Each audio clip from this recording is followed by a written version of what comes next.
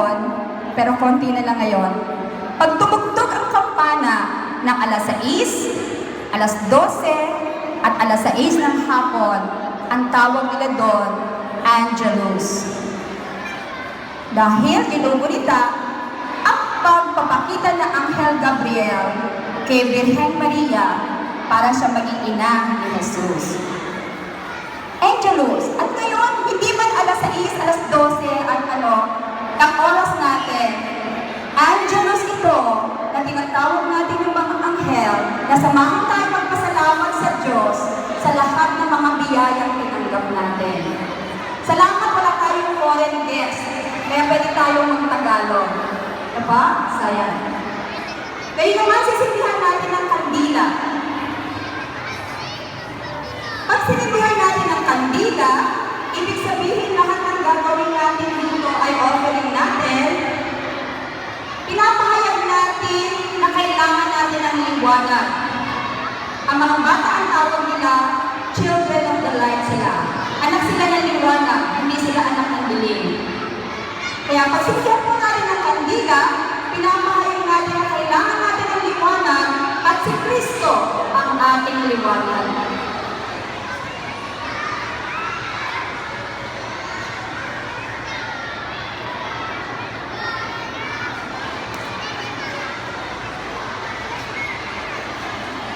Meron po tayo ng mga bulaklak na offering natin. Kaya pasasalamat na to.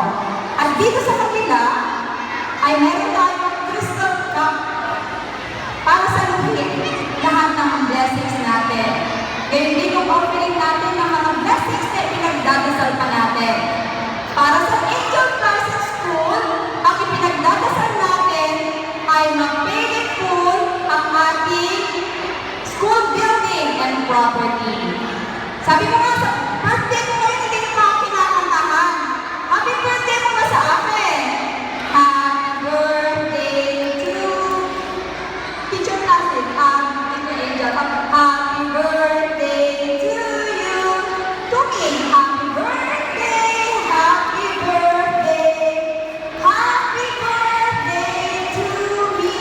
Thank you. Hindi po ito sinasadya. Hindi ko sinadyang gawin ng angel blessing ng birthday ko. Nagka-problema lang sa isang ating lugar, napunta tayo dito, at ang availability, ayaw pa ba tayo mayagan? Sabi ko, kasi holiday ngayon. Sabi ko, birthday na lang po sa akin. Matuloy lang kami sa panatang ito. Kaya meron tayo ng blessing. May lugar tayo. Palakpakan natin ang MCU at ang kanilang staff sa pagpayag sa akin. Salamat po sa inyo.